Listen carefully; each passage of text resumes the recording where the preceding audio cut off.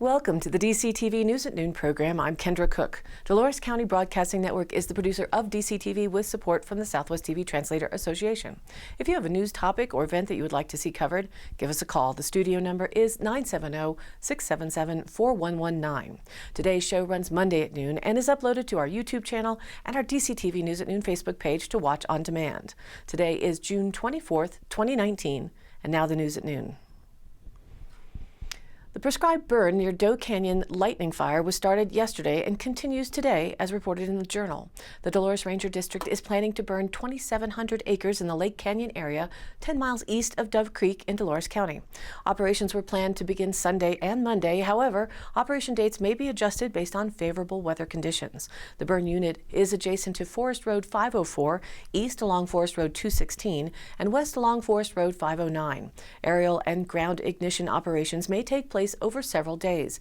Burning operations will be conducted by qualified fire management personnel and other fire resources from the San Juan National Forest and other federal resources. The purpose is to reduce hazardous ground fuels, reduce the risk of unplanned catastrophic wildfire, restore ponderosa pine ecosystems, and improve wildlife habitat. The forest consists of ponderosa pine and gamble oak. Adjacent units have received previous mechanical fuels reduction treatments.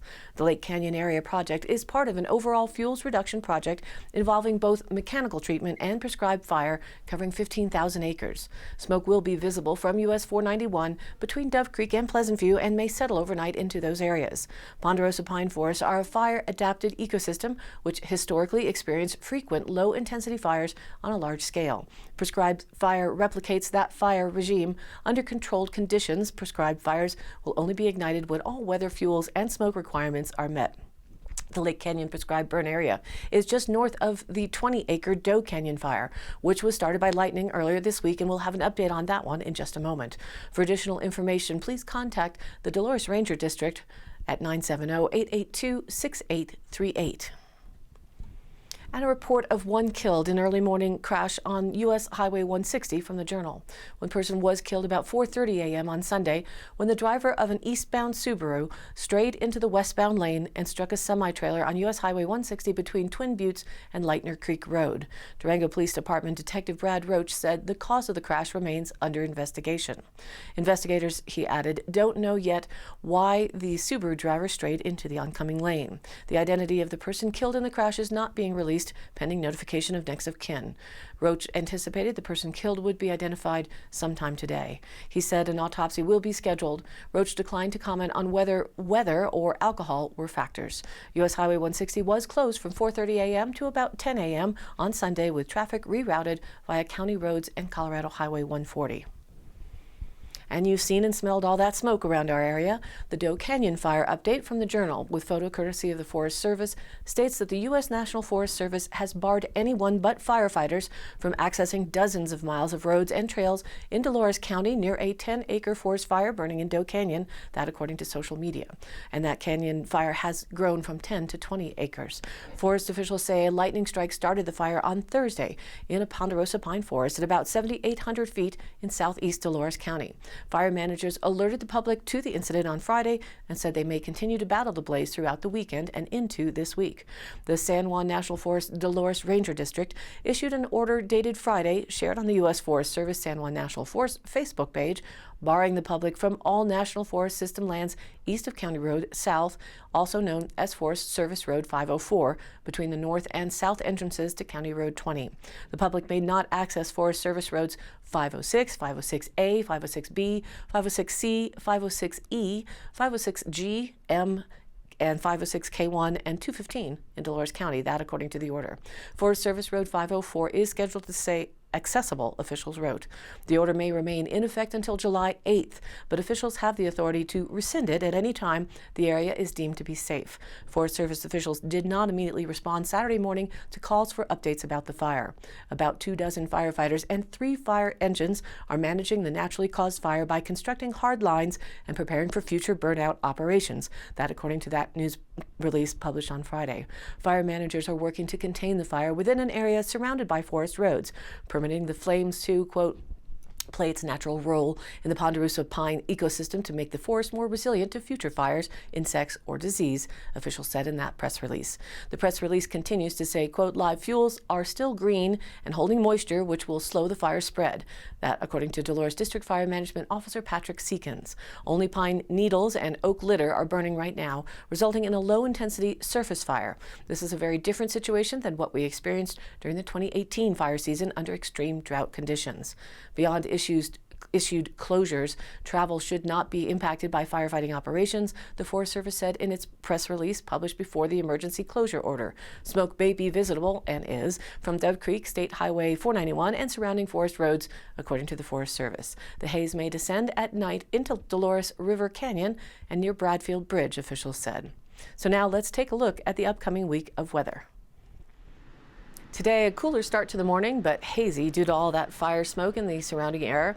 It's sunny with a high near 75 expected today. Southeast winds 5 to 10 miles an hour, becoming southwest by the afternoon. Tonight, mostly clear with a low around 49 degrees. Unfortunately, we didn't hear any reporting of temperatures going down below 33 on the overnights of our area for the weekend. And Tuesday, we are looking at increasing clouds with a high near 81 degrees. East winds 5 to 10 miles an hour, becoming southwest by the afternoon. Tuesday night, partly cloudy with a warmer low around 52 degrees. Southwest winds at 5 to 10 become southeast by the end of the evening, and it's warming up Wednesday with a mostly sunny day again and a high near 82 degrees. Southeast winds 5 to 10 miles an hour become south-southwest 10 to 15 in the afternoon, and the winds could be gusty Wednesday, going up to 30 miles an hour. Wednesday night mostly clear with a low around 52 degrees, and then continuing summer warmer days are here on Thursday, sunny with a high near 84 degrees. Thursday night mostly clear with a low around 53, and Friday sunny with a high near 85 degrees. Friday night mostly clear and a low to 54, and it should be a nice hot day for the Pick and Hoe poker run and party at the state line on Saturday. Sunny with a high near 84 degrees. Saturday night mostly clear with a low around 54, and Sunday also remains sunny with a high near 84 at this point. And now let's get back to some news. A report from the Journal Photo Upper Pine Fire Protection District.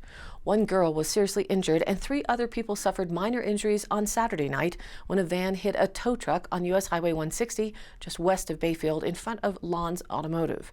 Upper Pine Fire Protection District Chief Bruce Evans said 2 sisters were in a white van that collided with a tow truck about 9:30 p.m. The younger sister, who was the van passenger, suffered severe injuries and was flown to Children's Hospital in Colorado Springs. Evans said the girl's older sister was driving the van. 3 other people, the woman driving the van, the driver of the tow truck, and a minor who was a passenger in the tow truck, all suffered minor injuries, Evans said. He did not have names or ages for any of the injured people. It was a horrific crash. Quote, you can see where the tow truck just ripped open the side of the van like a can opener, causing massive damage, he said. The girl who suffered serious injuries had to be extracted from the vehicle by a crew from the Upper Pine Fire Protection District. Evans estimated she was trapped in the vehicle for about 6.5 minutes.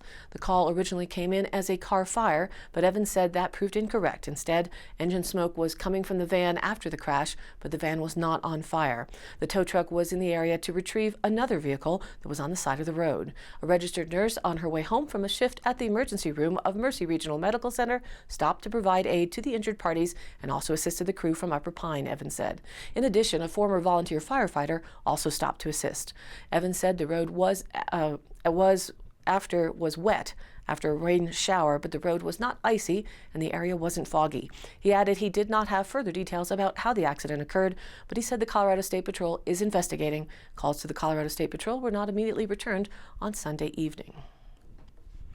And reported in the Journal, photo from Jim Mimiaga. Yucca House National Monument, southwest of Cortez, inched closer to growing 6 times larger this week after the Deputy Director of U.S. National Parks testified in the U.S. Senate in favor of a land donation to the monument. Companion bills introduced by Colorado Republicans Representative Scott Tipton and Senator Cory Gardner in March would facilitate a 160-acre donation to Yucca House by Bernard and Nancy Carwick, adding to the monument's current 33 acres. Yucca House was home to ancestral Pueblans circa AD 1150. Unlike Mesa Verde National Park, which manages Yucca House, the site remains unexcavated today. The proposed expansion would include more archaeological sites to the east of the park's current boundary. Quote, it's a great resource, an antiquities-based resource, Gardner said. We can provide a look for future generations in the heritage of the past. The land donation would also help solve a problem with public access to Yucca House. Currently, the only public access to the park is at the end of County Road 20.5, which passes through a rancher's private land. Yucca House's website warns that visitors will pass a, quote, no trespassing sign en route to the monument and, quote, may need to pass through livestock gates and close them behind you. The monument holds a public road easement through the land until the creation of another access point. National Parks Deputy Director Dan Smith voiced his support for the bill at a Wednesday legislative hearing at the Senate Subcommittee on National Parks last week.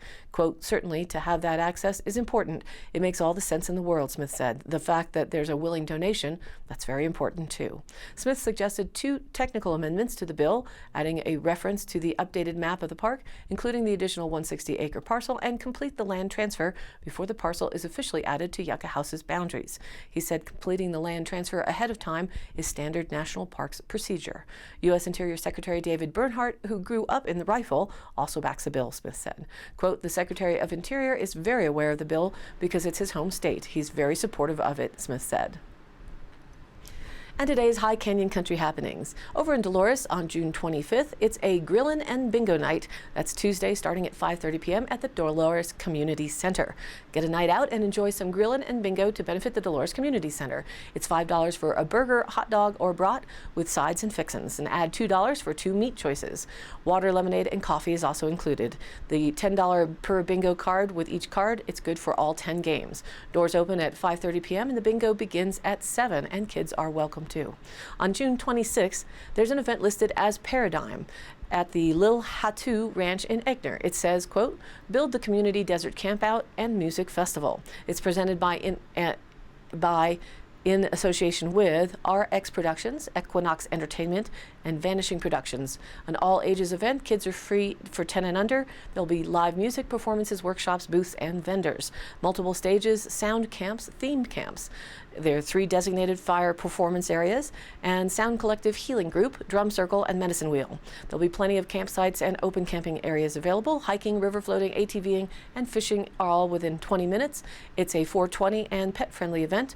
21 plus only adult area lounge will be provided, and live painting, tagging, and a bonfire-style effigy is set for Saturday night with the weather fire conditions permitting. The 2019 build project is for mini cabins and cactus gardens and more pathways for the building participants that show up on Wednesday and Thursday to help build the cabins and the walkways. They'll receive free entry to the main event on Friday and Saturday. This is a, quote, leave no trace, radical self-reliance event. However, potable water source and porta potties will also be on site.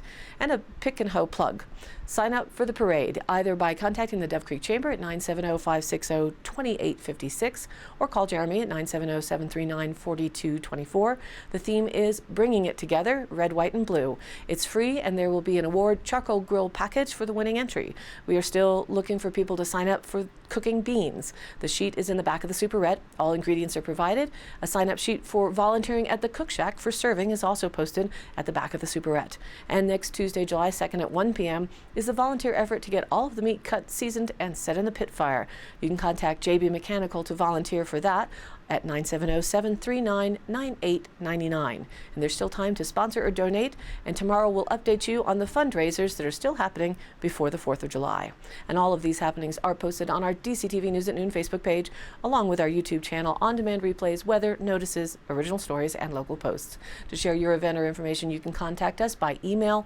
It's dcbnnews@gmail.com, or you can call the station or leave a message at 970-677-4119. Thanks for tuning in. News at Noon airs at noon Monday through Thursday, and then is available on demand online on our YouTube channel and our DCTV News at Noon Facebook page. Please like us there and share it with a friend. This has been a production of DCTV for the News at Noon program out of Dove Creek, Colorado, USA. I'm Kendra Cook. Thank you for watching.